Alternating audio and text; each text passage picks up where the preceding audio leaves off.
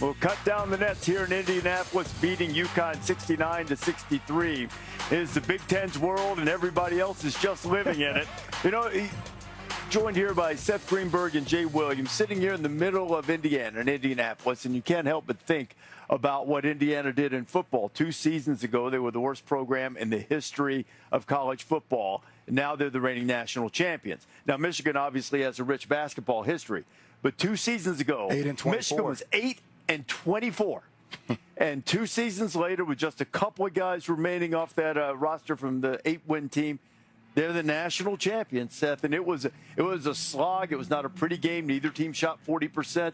But Michigan just overwhelms teams with its length, power, and its versatility on defense. Its length, its size, his versatility, their ability to switch 1 through 4, 1 through 5 to protect. Like, when I look at their defense, Jay, well, they protect the paint. They protect the rim. Those are 2 different things. Their ability to protect the rim was different.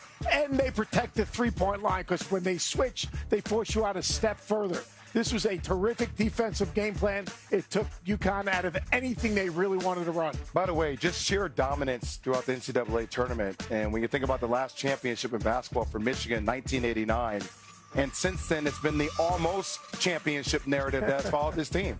From 92 and 93, the Fab Five, to you fast forward 2013, 2018, always been the national runner-up. And I know it was a lot of anxiety for a lot of Michigan fans about, can this happen again? And for them to, look, Yaxel Lindenberg playing hurt, but playing through it, making critical plays. Johnson Jr. giving you 10 points in the first half, carrying the load. And Seth, you made the point before the game started about you have to turn Elliot Cadeau into a scorer. Okay, this team, for the game, only had 7 assists but had 10 turnovers. Elliot Cadeau, MOP, 19 points in the ballgame. Like, did his thing. Like, think about where he was last year to where he is this year. Final Four, big-time games against Arizona, and then a huge national championship game to secure cutting down the nets. You know, that the Elliot Cadeau point, we looked it up just a little while ago. The last game that he played at North Carolina in the NCAA tournament, lost to Ole Miss, couldn't score. 1 for 8 from the floor. You know, didn't hit a 2-point field goal in that game. And the confidence that he has gathered, the plays that he made when Lindenberg was clearly struggling throughout the night, but Cadeau was there to pick him up.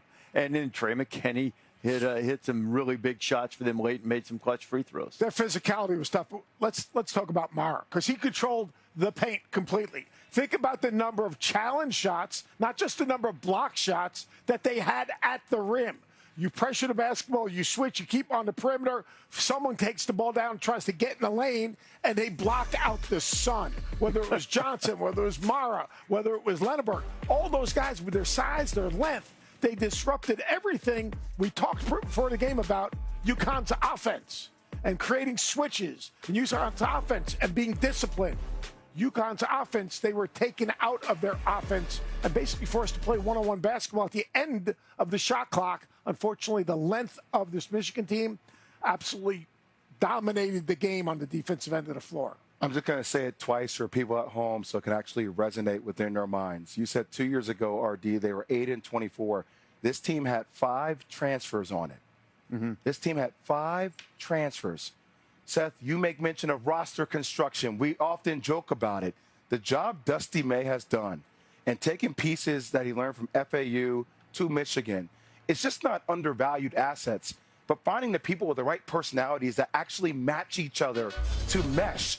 He's just done an unbelievable job. Well, you know, the whole thing in that, and Seth, you've talked about this very eloquently, and I know Morez Johnson Jr. was hurt a little bit at Illinois, but wasn't a major factor for them. Adai Morrow wasn't starting at UCLA. Now, Lindenberg, forget it. He was probably the best player in the portal, and everybody knew it. He was great last year. But the other guys were, and Cadeau, we mentioned his struggles. They just found the guys who fit, and he instilled confidence in them. He developed them individually as well. They all had scars. They were all ifs at the places they were at. They all came to Michigan, and you add Namari Burnett to that also because he started at Alabama. And they all were, A, number one, empowered, but B, they were put in a system that fit their skill set. But the C is the most important thing. They all respected what the other guy did well, and they all embraced what they did well. And we always talk about embracing roles, and sometimes you'll hear say, well, that's not everything you can do, but that's what the team needs for you to do to win. But really, that's when you are at your very best. When you're the best version of yourself, that's who you are. And Dusty may put those guys and those pieces together to be the best version of themselves as a team. And that's the essence of coaching. Guys, it's now been 2 years in a row that each year we talk through who are the most dominant teams and who have separated themselves. Last year, we made mention of Florida when they started to make their run. And this year, throughout the course of the year, we've talked about Michigan and Arizona. And Michigan has been dominant from beginning to end. And this doesn't always happen, guys. Oh. We often talk about the best teams. UConn championship team a couple of years back, similar. Yeah, it's look, Hurley said it to me yesterday. It's not a 7-game series. I think he knew they were a little outmatched in some areas, but he was like, we just have to win once. And you see what Michigan did. And a great job by the UConn defense. This is the first game in the tournament that Michigan has not scored 90 points. Until this game, they basically took the NCAA tournament, the last 5 games, and treated them like 5 guarantee games. All right? In fact, those 5 schools should get their NCAA check and another $150,000 as a guarantee game. I mean, that's how dominant they've been in the NCAA tournament. This was a more competitive game. This was more of a rock fight, but it was because Connecticut basically tempoed this game, extended possessions, shortened the game with the hopes of, at the end of the game, making a play similar to what they did in their comeback. They had a chance to, and they missed the layup. Would have cut it to 4 with a minute and a half or so. I know you know football like the back of your hand. Who's won the last 3 CFPs? Well, the last Big Ten. It was Indiana and Ohio State before that, Michigan before that. Okay, so then UCLA wins the women's championship, and then Michigan wins the men's championship. What does that tell you, Jay Will? It's just sheer dominance by the league. But what does it tell you? It's like we always talk about schools investing. Your investment equals your expectation. Yep. The Big Ten schools are powerful. The Big Ten schools invest in coaches, invest in infrastructure, and obviously they're investing in their rosters as well. So, I mean, like, there's a cost of doing business in college athletics. That was money well spent. It's in Indianapolis once again, and it had been a storyline for the last, 25 tournaments now until this one. Michigan State beat Florida to win the national championship in 2000. Then the Big Ten had a drought until tonight when Michigan proved to be the best team in the country. They outlasted UConn. And I think as impressive as it was to win the national championship, the team that we felt like right there with Michigan, 2 teams to be fair, Duke and Arizona, and Duke beat them in the regular season. They eviscerate Arizona. They come back tonight. They don't shoot it well. They made 2 3-pointers the whole night, and still they're able to come up with a national championship. And the narrative, I don't know if narrative is the right word, the perception changes a little bit. Jay Will, you mentioned the number of times that they had lost the national championship game. No one has lost more national championship games. Every other team program that had lost 6, the Blue Bloods, Kansas, Duke, North Carolina, all of them have multiple championships. 2 is multiple, and now Michigan has won a second one to go with it to sort of offset some of that pain over the years. This team didn't lose a national championship. Now, we talk about, well, they've lost 6 in a row, and they've done this and that. There's institutional DNA sometimes. Yeah, maybe the institutional. I saw about that, this institutional DNA in a text message earlier. Yeah. But, we always say, when you win a national championship, that next team, they're not defending the national championship. They're trying to earn their own national championship. This team, and I'm giving Dusty May and his staff all the credit because, and it's not just roster construction, it's buy-in and evaluation. The most important part of recruiting, whether it's portal or in freshman, is basically evaluation. Seeing a player who's the best. How are they going to be when they're the best version of themselves? And that's what this dude did. He found guys that he felt when they're the best version of themselves, they could be special. He talked about it right from the very beginning of the year. Well, we often talk about this being a new expectation. By the way, that guy's right because he's talking about the very beginning. It was a drop. By the way, Michigan was still going to win. Yeah, like Michigan won the game. They deserved it. At the same time, it was a horribly officiated game. It just was not very well officiated. My man here is used to winning these championship games. He's going viral right here now. Yeah, stressed out. He was like Chris Brennan in our office. Yeah, oh, my God. By the way, never let me sit next to him while the game's going on. It's like doom and gloom. One other point I want to get your opinion on because, we talk to all these coaches and we see programs all the time. If you're an athletic director, like expectations have changed now. Like you're looking at things saying, hey, we could turn around our program pretty quickly. 2 years. You know, 2-3 years now. It takes the right guy. It takes the right hits in the portal. It takes the right combination of youth and talent. And as long as we invest in it, you better show returns. Jay, well, you're going to see shorter contracts to new coaches. And if a school gives you the resources, they expect a return on their investment quicker. Because of the portal, because of the cost of rev share, all right, an institution is investing, they expect a return much, much quicker. Now, the schools that don't invest, they're going to be turning over coaches every 3 years because you have no chance. But Dusty May proved new coaches have been getting jobs right now. Michael Malone, he's going to North Carolina. Can he flip it? How many years does he have to flip it? What's the expectation? Someone asked me a question. What's North Carolina's expectation year one? To win. Well, if you're at North Carolina, no matter what your expectation is to make the NCAA tournament, advance in the NCAA tournament, and compete for national championship, that's just it comes with the job. But the expectation on coaches today at the highest level, when you get a new job, you're going to have a shorter leash. That's sustainable. But I think the thing is that's probably fair because you're paying the coaches a lot of money, you're paying players a lot of money. You're not going to have them for 5 years. You know, like in the old days where you build these 5-year plans to put a program together. Now you put a culture together, find the guys to fit into it, and get immediate returns on the investments. By the way, we're going to hear from Dusty May, hopefully Elliot Cadeau, Yaxel Lindeborg, many of the national champions. Also hope to hear from Dan Hurley later on in SportsCenter as those interviews become available over at Lucas Kansas Oil doesn't have any players left. Okay, and it is official. Jay Will, you said it earlier. You teased. You are clairvoyant. Elliot Cadeau is the most outstanding player of the NCAA tournament. I mean, there's no doubt about it, man.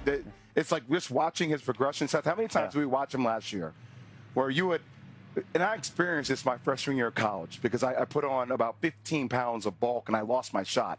There was nothing more discouraging than when the guy guarding you just keeps going under the screen, even when the screen gets dropped lower and lower and lower. And you're just like, oh, I can't make a shot. And watching Elliot Cadeau last year, he faced a lot of that. And when you did an interview with Dusty May, and he was talking about increasing the number of errors, right, and putting you in a place where you felt psychologically safe. This dude felt psychologically safe this year. I mean, you watch him shoot the ball, pure confidence. And you call that coaching, you call that environment, whatever the hell you want to call it. A completely different player. Completely different. Force and confidence. The best point guards, and Jay, you were one of those guys. You play with force and confidence, and that's how he played this whole season. He earned confidence through his coaching staff, and it grew through the course of the season by what? By his play. And the more he played, the better he played, the more confidence coach poured into him, the more force he played with. In the NCAA tournament, right, and I said, look, you got to make him a scorer. You got to take the assist away. But in the NCAA tournament, he found a balance between that. And, to me, hats off to the kid because agreed. Adversity's hard. If adversity visits the strong and lives with the weak. This dude has got to be strong mentally because he fought through it at a change of venue, and he grew with a group of players he grew with. And that's the thing. Yeah, you got to flip it quick. But it's not that easy to flip it quick. And because you know what? Every year you got to flip it again. You know, he had some moments this season, and there were Michigan fans and a lot of people watching saying, wonder if L.J. Kaysen is going to take over and play the bulk of the minutes. And then L.J. got hurt. But even when Elliott struggled a little bit in the middle of the season, Dusty May told me, hey, you're our guy. You're a guy. And there's no rule against improvement. I mean, look, he is allowed to improve, and just because he didn't play well at North Carolina is not some indictment on the North Carolina staff. He didn't play well, at times for them last year. He didn't shoot it well. He did for them this year, and hats off to him. 19 points, 3 rebounds, 2 assists in this game, but he was brilliant in the Final Four national semifinal, and he was a huge He answered the challenge they needed for Yaxel Lindeborg to kind of carry the load, especially early in the game. We could talk all we want about Elliot Cadeau, and he was fabulous, and he deserved what he got. That front court is ridiculous. They block out Adai Mara and plus Morris 14 Johnson. Tonight. I mean, those guys have been absolutely ridiculous. To me, they protect the rim, they protect the paint, they protect the three, and they erase mistakes. Let's take just a second here. And look, this is the night for the victors valiant, as it were, for those of you amazing blue. But it's also what UConn has accomplished. Nobody wins all of these championship games. In fact, most of the ones I mentioned earlier with all of these losses are right around 500 in championship games.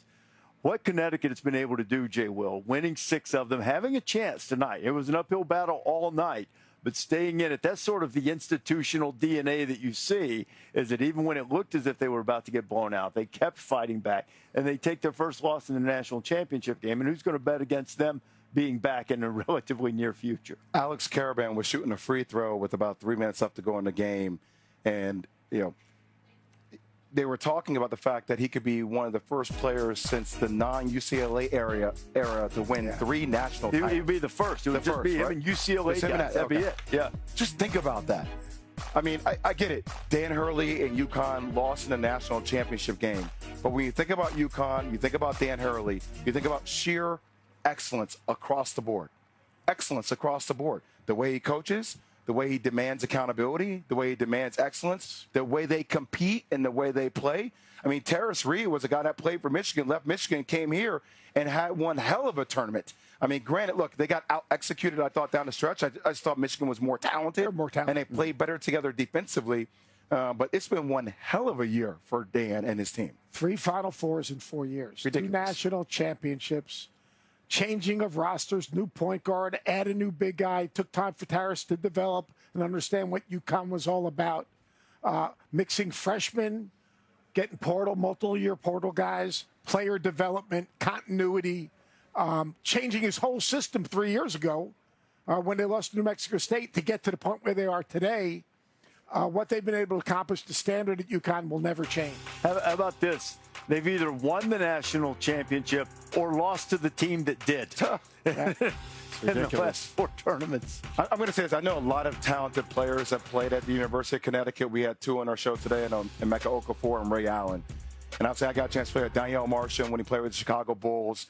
I mean, Kimbo Walker was at the game the other night. Khalid Al-Amin from that 1999 team with Ricky Moore, all those guys. And they were absolute beasts. But, when you think about Alex Caravan, you're talking 100%. About one of the all-time winningest players at Connecticut. I mean, for him to accomplish that, for his name to be associated with the greats, back-to-back national champion, what one hell of a career. He is the all-time winningest player in the history of Connecticut. He is. Think about his journey. He came in with no expectation.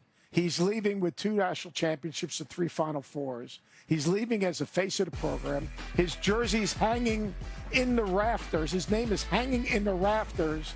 And he bought in, where other guys might have, when they faced adversity, left. He might have went to the NBA.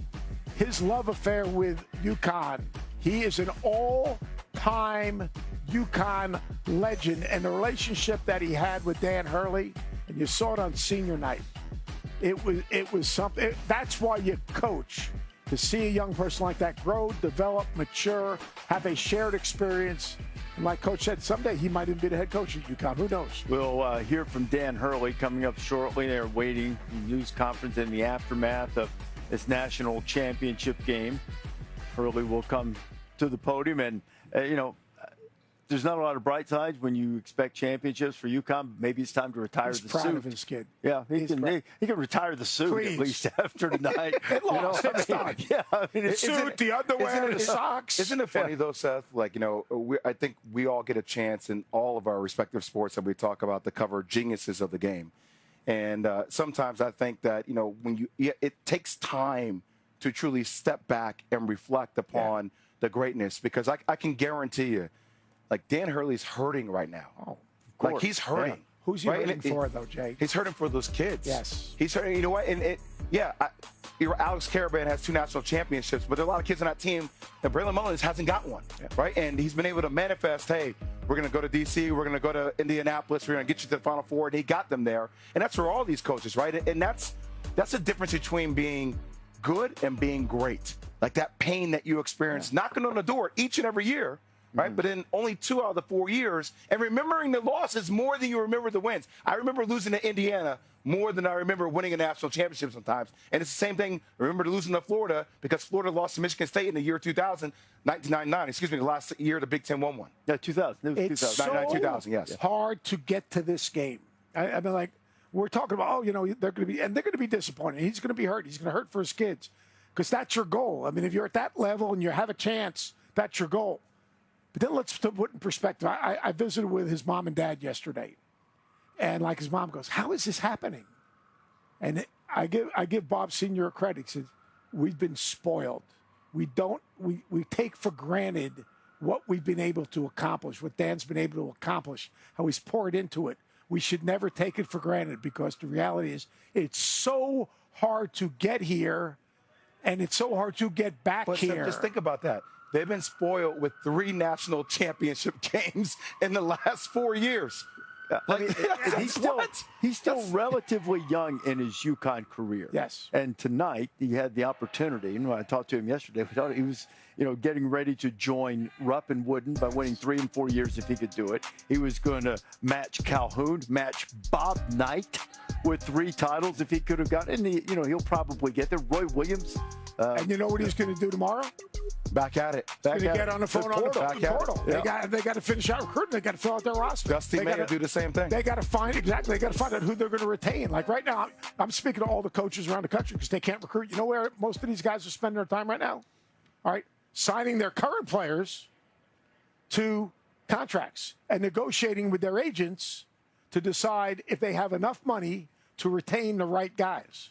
So tomorrow they wake up, minus an assistant coach, and for all these guys, it's a great way to put it. It is game on. I do want to say this very quickly. Being here in Indiana, it has to be a really cool moment for Dusty May being a manager on that Indiana team. Bob Knight being here, coming back here, and sealing the deal for the first time in 25 years. Pete Thamel wrote a story on ESPN.com that sort of documented how Dusty, 26 years ago, when he was here as the Indiana manager, kind of walking through the streets. And you see everybody in the world in college basketball at the Final Four. And he just wanted to try to bump into somebody, maybe make some connections. And he wound up making a connection with a lot of guys. But I think he went to work initially for Henry Bibby. Speaking of old UCLA guys who won national championships as a player. And so he got to work for him. He bounced around the country. He was thinking, maybe I'm going to become a high school coach. And, that was sort of the idea. And then instead, he goes to FAU, which is an unbelievable thing to take them to the Final Four. And then he comes to Michigan off that success at FAU, which he also followed up. It wasn't a flash in the pan. They had a good year the next year as well. And then here they come. Now they've won the national championship. So. Coaching is a journey. It's not a destination. And people forget. We see Dusty May in the Final Four at FAU. We see Dusty May win the national championship. We don't see Dusty May sweeping the floors. We don't see Dusty May doing laundry.